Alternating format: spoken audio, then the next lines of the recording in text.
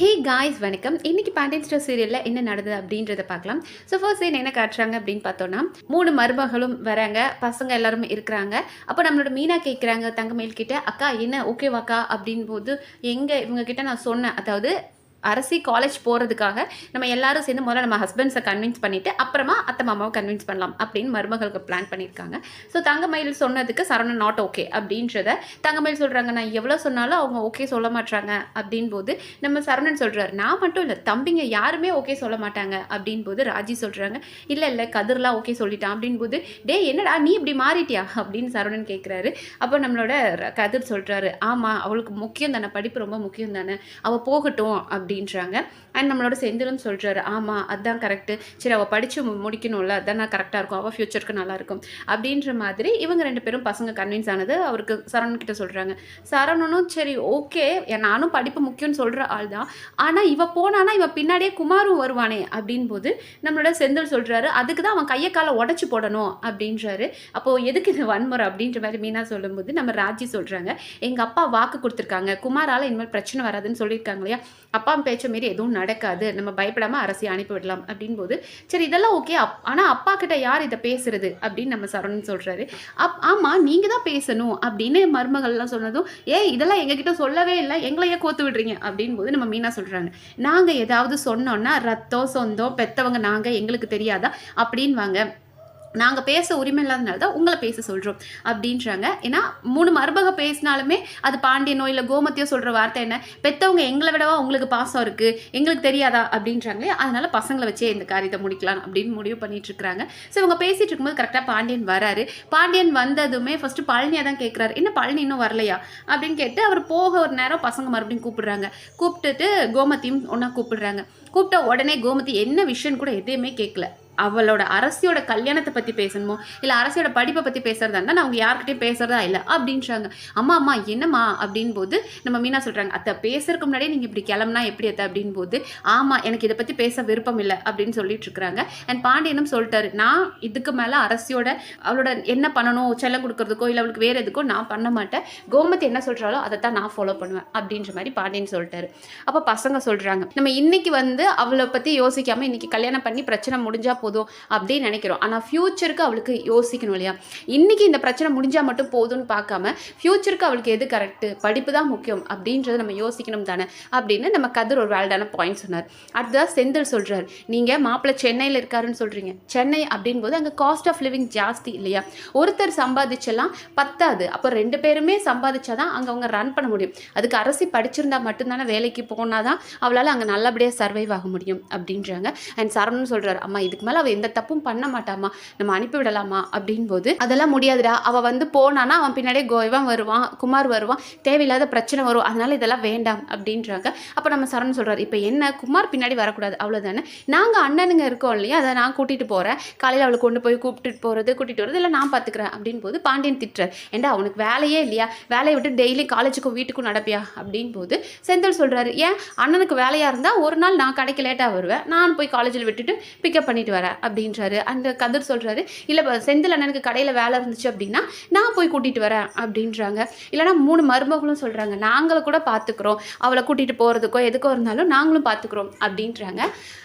உண்மையாக சொல்லணும்னா இந்த சீரியலில் ஒரு சில விஷயங்கள் நமக்கு பிடிக்கும், அந்த மாதிரி படிப்புக்கு இவ்வளோ முக்கியத்துவம் கொடுக்கணும், படித்தா அந்த பொண்ணுங்களுக்கு தன்னம்பிக்கை கிடைக்கும், அவங்களோட வாழ்க்கையை அவங்க டிபெண்ட்டாக இல்லாமல் இண்டிபெண்ட்டாக வாழணும் அப்படின்ற பல விஷயங்களை நல்லா இருந்தது. அது ஒரு ஃபேமிலியாக சேர்ந்து மருமகள் சேர்ந்து செய்கிறத பார்க்கும்போது முதல்ல நம்ம ஹஸ்பண்ட்ஸை கன்வின்ஸ் பண்ணி இவங்க 3 பசங்களையும் ஓகே பண்ண வச்சுட்டாங்க, அதுக்கப்புறம் மாமனார் மாமியார் கிட்ட சொல்லும்போது நாங்கள் இருக்கோம் நாங்கள் பார்த்துக்குறோம் அப்படின்னு சொன்னதாகட்டும். அண்ட் தங்கமயிலாம் ரொம்ப ஒரு இடத்துல ஃபீல் பண்ணி படிப்பு ரொம்ப முக்கியன்றது நான் அனுபவத்தில் சொல்கிறேன் அப்படின்றதெல்லாம் பார்க்கும்போது நல்லா இருந்தது, நல்ல மெசேஜாக இருந்தது. ஸோ 3 பேரும் இப்படி கன்வின்ஸ் பண்ணுறாங்க.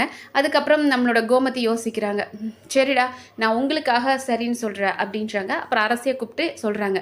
அப்போ கோமதி சொல்கிறாங்க, இங்கே பாரு எனக்கு உங்க கூட மேலே துள்ளியும் கூட நம்பிக்கை இல்லை, ஆனால் உனக்கு படிக்கணும் படிப்பு தான் முக்கியம்னு சொல்கிறதுனால காலேஜுக்கு அனுப்ப பார்க்குறேன், நீ என்னை மீறி ஏதாவது பண்ணணும் அப்படின்னா உன்னை கொன்று போட்டுடுவேன், இல்லை நாங்கள் செத்து போயிடுவோம் அப்படின்னு சொல்லி மிரட்டி விட்டுடுறாங்க.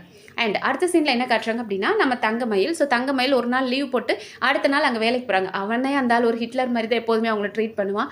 மேடம் நீங்கள் யார், எதுக்கு வந்தீங்க அப்படின்ற மாதிரி பேசும்போது, சார் நான் இங்கே தான் சார் இத்தனை நாளாக வேலை பார்த்துட்டு இருந்தேன், நேற்று ஒரு நாள் லீவ் போட்டுட்டேன் சார் அப்படின்போது, ஏன் லீவ் போடுறதா இருந்தால் நீங்கள் வேலைக்கே வர வேண்டாம், ஏன் லீவ் போடுறீங்க அப்படின்போது, சார் குடும்பத்தில் கொஞ்சம் பிரச்சனை அப்படின்போது, நீங்கள் தான் பஞ்சாயத்து தலைவராக இருந்து குடும்ப பிரச்சனையெல்லாம் முடிச்சுட்டு வாங்க, எதுக்கு இங்கே வரீங்க அப்படின்றாரு.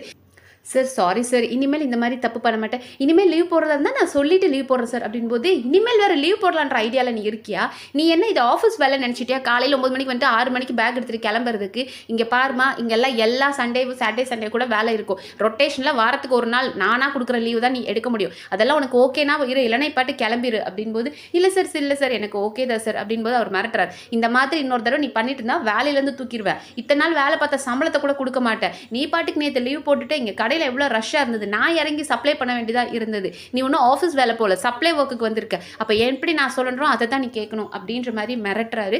அண்ட் தங்கமயில பார்த்தாலும் நமக்கு ரொம்ப பாவமாக தான் இருக்குது. தங்கமயிலும் எல்லாத்துக்கும் சரி சார் எனக்கு இந்த சம்பளம் ரொம்ப முக்கியம் சார், ப்ளீஸ் சார் இதுக்கு மேலே அந்த மாதிரி பண்ண மாட்டேன், நான் இனிமேல் கரெக்டாக வந்துடுறேன் சார் அப்படின்னு சொல்லிட்டு வேலைக்கு ஆரம்பிச்சிடுறாங்க. அடுத்த சீனில் என்ன கட்டுறாங்க அப்படின்னா, நம்மளோட மீனா அண்ட் செந்தில் அவங்க அம்மா அப்பா வீட்டுக்கு, மீனாவோட அம்மா அப்பா வீட்டுக்கு போயிருக்காங்க, சாப்பிட்டுட்டு இருக்கிறாங்க. அப்போ நம்மளோட மீனோட அம்மா சொல்கிறாங்க, நேற்று அப்பாவை செக்கப் கூட்டிகிட்டு போயிருந்தோம், நீயும் மாப்பிளையும் வருவேன்னு எதிர்பார்த்தோம், ஆனால் நீங்கள் வரல அப்படின் போது செந்தில் வந்து சொல்ல வராரு, லைக் வீட்டில் ஒரு பிரச்சனை அப்படின்னு சொல்கிறாரு. அப்போ என்ன பிரச்சனை அப்படின்னு அவங்க கேட்கும்போது, ஏன் மீனா சொல்லலையா அப்படின்னு சொல்லிட்டு அவர் அரசி அப்படின்னு சொல்ல வர்றாரு, அரசி லவ் மேட்டரை பற்றி சொல்ல வர்றாரு. பட் மீனா அதை உடனே ஸ்டாப் பண்ணுறாங்க. நல்லா இருந்தது அதெல்லாம் பார்க்குறதுக்கு, ஏன்னா இப்படி நாத்தனார் இந்த மாதிரிலாம் இருக்கும்போது அவங்கள பற்றி அந்த பொண்ணு வந்து ஒரு லவ் மேட்டரில் இஷ்யூ ஆயிடுச்சு. பட் எந்த ஒரு பொண்ணாக இருந்தாலுமே வந்து அது ஒரு பொண்ணு விஷயம் போது கொஞ்சம் வெளியே யாருக்கும் தெரியக்கூடாது, அந்த பொண்ணோட பேர் ஸ்பாயில் ஆகக்கூடாது அப்படின்றத பெற்றவங்க நினைப்பாங்க, அண்ணன் தம்பிங்க நினைப்பாங்க. ஆனால் அந்த வீட்டுக்கு போன மருமகளும் அதை நினைக்கிறா அப்படின்ற விஷயம் நல்லா இருந்தது பார்க்க. ஏன்னா நம்ம செந்திலே ஒரு பக்கத்தில் சொல்ல வராரு, அவங்க வந்துட்டு அரசியால் அப்படின்னு சொல்ல வரும்போது இவங்க மீனா உடனே ஸ்டாப் பண்ணிட்டு, அரசிக்கு உடம்பு சரியில்லை அப்படின்னு அவங்க அப்பா அம்மாட்ட சொல்லிட்டாங்க. அரசிக்கு உடம்பு சரியில்லை என்னாச்சு அப்படின்போது 2 நாளாக படுக்கையாக இருக்கா, காய்ச்சல் அப்படின்னு. ஸோ அந்த பொண்ணோட வாழ்க்கையை பற்றி எதுக்கு எல்லாருக்கிட்டையும் ஸ்ப்ரெட் பண்ணிட்டு அது தேவையில்லாமல் அவள் பேல ஒரு பேட் நேம் வரும்ல, அது வேண்டாம் அப்படின்னு மீனா நினச்சது. எஸ் நல்லா இருந்தது, அப்ரிஷியேட்டபிளாக இருந்தது. அதுக்கப்புறம் இவர் அவங்க அப்பா கேட்குறாரு, மீனோட அப்பா, சரி ஓகே அந்த வேலை விஷயம் சொல்லியிருந்தனே 10 லட்ச ரூபா அரேஞ்ச் பண்ணிடுவீங்களா அப்படின்னு கேட்குறாரு. ஏன்னா இப்போ உடனே எதுக்கு பேசணுமா, அதை பற்றி பேசாதீங்கன்னு மீனாமா திட்டும்போது, இல்லை அது 15 லட்ச ரூபாய்க்கு தான் அந்த வேலை கொடுப்பாங்க, ஆனால் நான் சொன்னதுனால தான் 10 லட்சத்துக்கு வெயிட் பண்ணிட்டு இருக்காங்க, ஆனால் ரொம்ப நாள் வெயிட் பண்ண மாட்டாங்க, அப்புறம் வேறு யாருக்காவது அந்த வேலை கிடச்சிடக்கூடாது இல்லையா அப்படின் போது மீனா சொல்கிறாங்க, அப்பா அது எப்படியாவது நான் 10 லட்சத்தை அரேஞ்ச் பண்ணுறப்பா கொஞ்சம் வெயிட் பண்ணுங்க அப்படின்றாங்க. அண்ட் அடுத்த சீனில் என்ன காட்டுறாங்க அப்படின்னு பார்த்தோன்னா, நம்ம குமார் தான். ஸோ குமார் வெளியே நின்று அவங்க அரசி வீட்டையே எட்டி பார்த்துட்டு இருக்கிறாரு. அதை கரெக்டாக சுகன்யா அங்கேருந்து பார்த்துடுறாங்க. பார்த்துட்டு இவன் என்ன இங்கே நின்று முழிச்சிட்டு இருக்கான் அப்படின்ட்டு, ஹே குமார் இங்கே நின்றுட்டு இருக்க வா அப்படின்னு சொல்லி வீட்டுக்குள்ளே கூட்டிகிட்டு போகிறாங்க. கூட்டி போயிட்டு, உனக்கு அறிவே இல்லையா, ஆள் வளர்ந்த அளவுக்கு அறிவு வளரவே இல்லையா அப்படின்னு திட்டுறாங்க. என்ன சித்தி அப்படின் போது, ஏண்டா இங்கே வீட்டுக்கிட்டே நின்று அவளை பார்த்துக்கிட்டு இருக்கே, உங்கள் வீட்டில் பார்த்தாலும் சரி அவங்க வீட்டில் பார்த்தாலும் சரி பிரச்சனையாக ஒன்று வெட்டி போட்டுருவாங்க, இதெல்லாம் உனக்கு தேவையாடா அப்படின் போது, நான் அரசிக்கிட்ட எப்படியாவது பேசலான்னு ட்ரை பண்ண, ஆனால் முடியல அப்படின்னு, வெளியே எங்கேயாவது மீட் பண்ணி பேச வேண்டியதுன்னு போது, ஆமாம் காலேஜுக்கு அவங்க அண்ணன் சரவணை கொண்டு வந்து விடுறான் அப்படின்போது, காலேஜில் நீ போய் மீட் பண்ணு, அவங்க அண்ணன் போனதுக்கப்புறம் மீட் பண்ணும்போது, அது விமென்ஸ் காலேஜை சித்தி நம்ம சும்மாலாம் போக முடியாது, அவள்கிட்ட எப்படியாவது நான் ஒரு 10 நிமிஷம் பேசினேன்னா போதும், அவளை எப்படியாவது நான் கன்வின்ஸ் பண்ணிடுவேன் அப்படின்றாங்க. ஓ அப்படியா, சரி அப்போ ஏதாவது மெசேஜ் பண்ணுறது அந்த மாதிரி ஏதாவது பண்ணால் அதெல்லாம் வாய்ப்பே இல்லை சித்தி அப்படின்னு சொல்லிட்டு அவர் சொல்கிறார். சித்தி நீங்கள் நினச்சிங்கன்னா பண்ண முடியும், நீங்கள் எப்படியாவது அரசியை கூட்டிகிட்டு வந்தீங்க அப்படின்னா, இப்போ வந்து காலேஜுக்கு போகிறா, அவங்க அண்ணன் கொண்டு வந்து விடுறாங்க, லஞ்ச் டைம் இருக்கும் இல்லையா, அந்த மாதிரி டைமில் நீங்கள் போய் அரசிக்கிட்ட பேசி அவளை வெளியே கூட்டிகிட்டு வந்தீங்கன்னா ஒரு 10 நிமிஷத்தில் நான் பேசி அவளை கன்வின்ஸ் பண்ணிடுவேன் அப்படின்போது, உன்னால் கண்டிப்பாக அவள் மனசை மாற்ற முடியுமா அப்படின்னு கேட்குறாங்க. கண்டிப்பாக மாற்றிடுவேன் சித்தி, அப்படியாவது கூட்டிகிட்டு வாங்கன்னு போது, சரி டெய்லியுமே அவங்க அண்ணனுங்க தான் கூட்டிகிட்டு போகிறானுங்க, இன்றைக்கி நான் கூட்டிகிட்டு போகிறேன் ஓகேவா, நான் வந்து அரசியை காலேஜ் கொண்டு போய் விடுறேன்னு சொல்லிட்டு நான் கூட்டிகிட்டு போகிறேன், அப்போ நீ வந்து எப்படியாவது பேசிடு, மனசை மாற்றிடு, ஆனால் நிறைய நேரம்லாம் பேச முடியாது, 10 நிமிஷம் தான், அதுக்குள்ளே நீ பேசிடணும் அப்படின்னு சொல்லிட்டு நான் கிளம்போது உனக்கு மெசேஜ் பண்ணுறேன், நான் வந்துட்டு மாமா வேலை பார்க்குறதுக்கு நான் உனக்கு ஹெல்ப் பண்ணுறேன் அப்படின்ற மாதிரி சுகன்யா கிளம்பிட்டாங்க. அடுத்தவங்க கூடியே கிடைக்கிறதுக்கு எத்தனை பேர் உலகத்தில் ஜாலியாக சுற்றுறானுங்க பாருங்க. ஸோ அவங்க சொல்லிவிட்டு இங்கே வீட்டுக்கு வராங்க. அங்கே பார்த்தோம் அப்படின்னா நம்ம அரசி பேக்கெல்லாம் எடுத்து வச்சு ரெடியாக இருக்காங்க. அப்படியே முறைச்சிக்கிட்டு கோமதி பார்த்துக்கிட்டே இருக்கிறாங்க. அப்போ அரசி கேட்குறாங்க, அம்மா நீ என்ன ஒரு மாதிரி சந்தேகத்தோடு பார்க்குற மாதிரி இருக்குமா, அப்படி பண்ணாதமான் போது, சந்தேகத்தோடு இல்லை சந்தேகம் தான் அவன் மேலே படுற, இங்கே பாருடி எதுவும் வந்துட்டு வேறு ஏதாவது தப்பு பண்ணணும்னு நினைக்காத, அவ்வளோதான் கை காலை உடச்சி போட்டுரு, ஒழுங்காக காலேஜ் போயிட்டு வர்ற வேலையை பாரு, செந்திலுக்கும் வேலை இருக்குது சீக்கிரம் கிளம்பு அப்படின்னு சொல்கிறாங்க. ஸோ அவங்க கிளம்பிட்டாங்க. செந்தில், மீனா எல்லாருமே அங்கே இருக்காங்க. அந்த இடத்துல நம்மளோட சுகன்யா வராங்க. வந்துட்டு, "மீனா நீயா இன்னைக்கு அவளை காலேஜ் கூட்டிகிட்டு போகிற?" அப்படின்போது, "இல்லை இல்லை செந்தில்" அப்படின்றாங்க. "உனக்கு தம்பி கடையில் வேலை இருக்கும் தானே தம்பி?" அப்படின்போது, "ஆமாம் கடையில் வேலை இருக்கும். ஆனால் என்ன பண்ணுறது, இவளை தனியாக விட்டால் இவ ஏதாவது 7:30 இழுத்துட்டு வந்துடுவாளே" அப்படின்னு கோமதி சொல்கிறாங்க. "அதுக்கு என்ன, நான் வீட்டில் சும்மா தானே இருக்கேன், நான் வேணா அரசியை கூட்டிகிட்டு போகட்டுமா?" அப்படின்னு நம்ம சுகன்யா வாலண்டியராக போய் வாங்கி கட்டிக்க போகிறாங்க. ஸோ அதை நம்ம ப்ரோமோலே பார்த்துருக்கோம். சுகன்யா கூட்டிகிட்டு போய் மறுபடியும் ஒரு பஞ்சாயத்தை கிளப்பி விடுறத பார்ப்போம். சுகன்யாவோட ரியல் ஃபேஸ் கொஞ்சம் கொஞ்சமாக ரிவீல் ஆகிற மாதிரி தான் காட்டிகிட்டு இருக்காங்க.